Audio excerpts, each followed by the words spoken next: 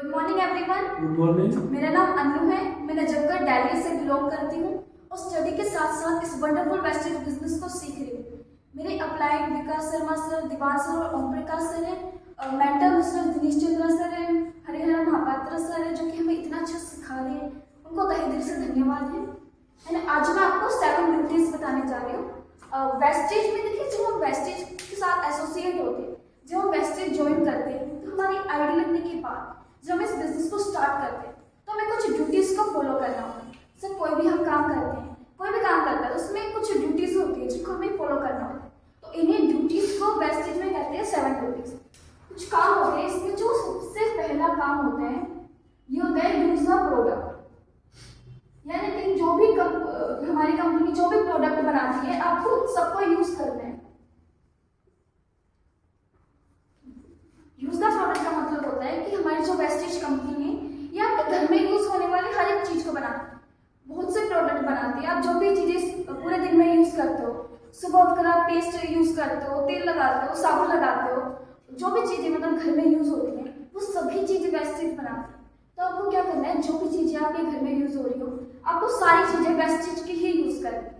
अब सभी चीजों का मतलब ये नहीं है कि आपके वेस्टेज में जो 300-400 तरह के प्रोडक्ट है आप वो सभी यूज करो, नहीं। इसका मतलब ये है कि आपके घर में जितनी चीजें यूज हो रही है, सिर्फ आपके घर में जो जो चीजें यूज हो रही है अगर वो वेस्टेज में है तो आपको वही यूज करनी है, ठीक है। अब अगर आप मतलब बाहर की चीजें आपको यूज नहीं करनी, अगर वेस्टेज में है तो यही की यूज करो, नहीं है तो फिर ऑप्शन ही नहीं है, फिर बाहर यूज करनी पड़ेगी।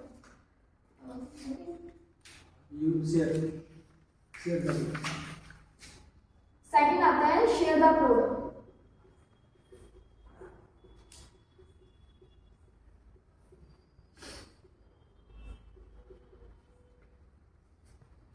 सेकंड पॉइंट आता है इसमें, सेकंड जो ड्यूटी आती है वो है शेयर द प्रोडक्ट। यानी कि देखिए, जब आपने वेस्टेज के प्रोडक्ट्स जो हैं आपने उनको यूज किया तो आपको उनके बेनिफिट्स के बारे में पता चला।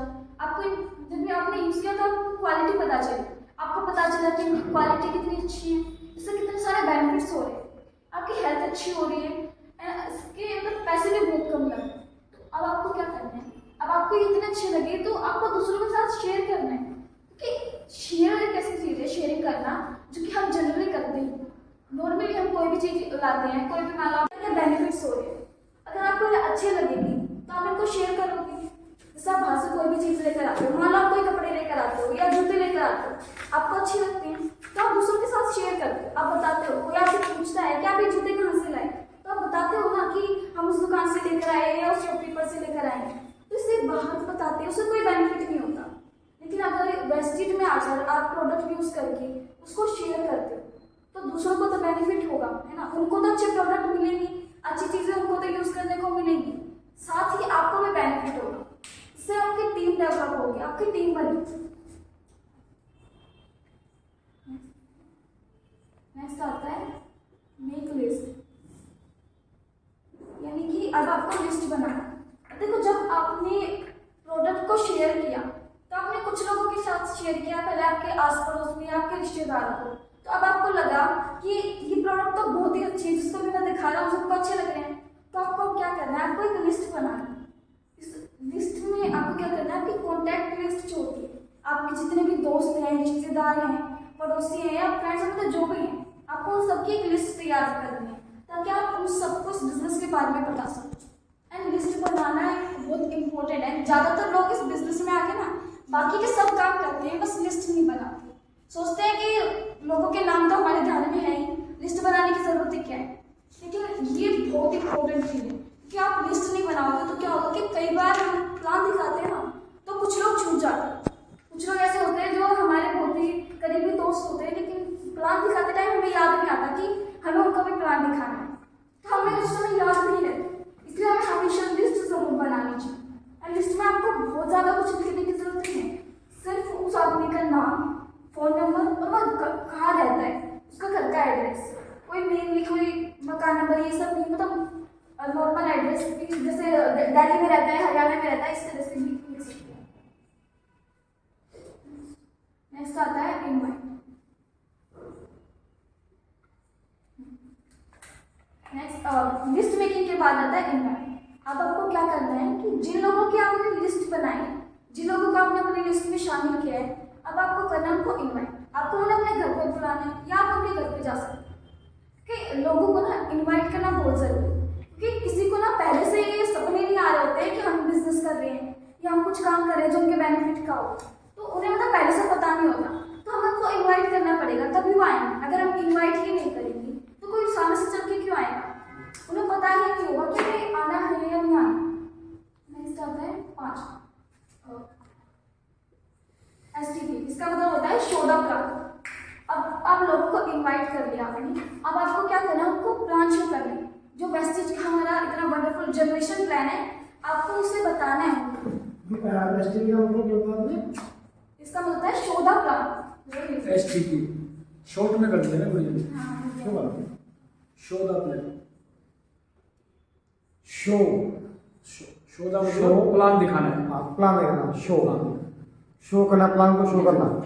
अब आपको जिन लोगों को आपने इनवाइट किया है, अब उनको प्लान दिखाना है। प्लान में आपको क्या बताना है, मेनली इसमें पहले तो आप ESBI कॉन्सेप्ट बता दो, फिर जो हमारा डायरेक्ट सेलिंग का कॉन्सेप्ट है, direct selling and traditional market का ये बता दो, एंड जो वेस्टेज का कंसिस्टेंसी ऑफर है, इस तरह की चीज़ें या वेस्टेज प्रोफाइल, ये सब आप STP में बताते हो, शो द प्लान। इस सब के बाद जो 6 पॉइंट आता है, प्लान शो करने के बाद 6 आता है हमारा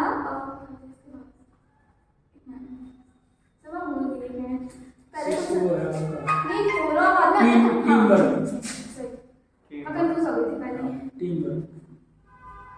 टीम के साथ काम करना है। अब देखिए क्या हुआ, जो आपने लोगों को प्लान शो किया तो आपने बहुत से लोगों को प्लान दिखाया। अब क्या हुआ कि बहुत से लोग थे ना, उनमें से कुछ लोगों का आपका प्लान बहुत अच्छा लगा एंड वो आपके साथ ज्वाइन हो गए, आपके साथ काम करने लगे। अब क्या हुआ, अब आपकी एक टीम बन गई। पहले आप अकेले काम कर रहे थे, अब आपकी जब टीम बन गई है तो आपको अपनी टीम के साथ मिलकर काम करना है। उनके भी टीम बनवानी है, उनके साथ मिलकर काम करना है आपको। अब इस टीम बनने में ना बहुत ताकत होती है। एग्जाम्पल दो, देखिए जैसे हम कोई कुआं खोदते हैं, अगर हम अकेले खोदे तो बहुत टाइम लगेगा, हार्ड वर्क बहुत ज़्यादा लगेगा और फिर भी हम खोद नहीं पाएंगे। लेकिन अगर वही काम हम 5 लोगों के साथ मिलकर करें तो टीम के साथ मिलकर करें तो ये बहुत ईजी हो जाएगा, बहुत आसानी से कुआं खुद भी जाएगा एंड हमें इतनी मेहनत भी नहीं करनी, बहुत ही ईजी वर्क हो जाएगा। इसलिए टीम वर्क में बहुत ताकत होती है। 7 लास्ट पॉइंट आता है फॉलो अप। ये फॉलो अप जो है हमें प्लान दिखाने के बाद करना होता है। फॉलो अप जनरली हमें 3 लोगों का करना होता है, मतलब 3 तरह के। पहला तो होता है अप्लाइंग का। वेस्टेज का जो मतलब होता है, वेस्टेज जो वर्ड है इसका मतलब होता है फुटप्रिंट्स, यानी कि हमें सबसे पहले अपने अपलाइन का फॉलो अप करना होता है। यानी कि जो अपलाइन है वो हमसे पहले इस बिजनेस को जानता है, पहले से जानता है कि इस बिजनेस में क्या होता है, कैसे होते हैं। जिन चीज़ों को हम अभी फेस कर रहे हैं, अपलाइन उनको पहले ही फेस कर चुका होता है, तो हमें अपलाइन का फॉलो अप करना होता है। अपलाइन से जानना होता है कि इस प्रॉब्लम से हमें कैसे निपटना है, या इस सिचुएशन में हमें कैसे रिएक्ट करना है, तो हमें अपलाइन का फॉलो अप करना होता है। सेकंड फॉलो अप हमें उन लोगों का करना होता है जिन लोगों को आपने प्लान दिखाया हो एंड उन्होंने आपको साफ साफ मना कर दिया कि भी हम तो नहीं करेंगे, जोड़ने वाला काम है, मतलब जो कुछ भी है उन्होंने आपको उसमें मना कर दिया। देखिए जो ऑब्जेक्शंस होते हैं ना, सभी ऑब्जेक्शन हम एक बार प्लान दिखाते टाइम नहीं कंप्लीट करा सकते, कुछ रह जाते हैं, क्योंकि बहुत से लोगों में ना बहुत नेगेटिविटी भरी होती है। एक बार जब किसी को प्लान दिखाते हैं तो सारी नेगेटिविटी को हम नहीं उसको ओवरकम कर पाते, कुछ क्वेश्चंस उनके रह जाते हैं, तो वो क्वेश्चन सब फॉलो अप के दौरान उसको खत्म करते हैं। ठीक है, तो थर्ड जो फॉलो अप होता है, थर्ड फॉलो अप हमें उन लोगों का करना होता है जिन लोगों ने आपके साथ ज्वाइनिंग करी, जिन्होंने आपको हाँ कह दिया कि वो इस बिजनेस को करेंगी एंड उन्होंने ज्वाइनिंग कर ली एंड एक बार परचेजिंग करी, उनका भी आपको मंथ में 1-2 बार फॉलो अप करना है। ऐसा नहीं है कि इस बार उन्होंने सामान खरीद लिया, नेक्स्ट टाइम जब सामान खरीदना आप तभी उनके पास जाओ, नहीं, क्योंकि ऐसा अगर आप करोगे ना तो उन्हें ऐसा लगेगा कि आप सिर्फ अपने फायदे के लिए आ रहे हो, इससे आपका फायदा होगा, उन्हें कोई फायदा नहीं है, तो वो क्या करेंगे, वो बहुत ही जल्दी इस काम को छोड़ देंगे, वो आपके साथ काम ही नहीं करेंगे। इसलिए हमें मतलब इन 3 लोगों का फॉलो अप करना है। इसको डिटेल में मैं किसी और दिन बताऊँ। Thanks for watching the video and please like, share and subscribe.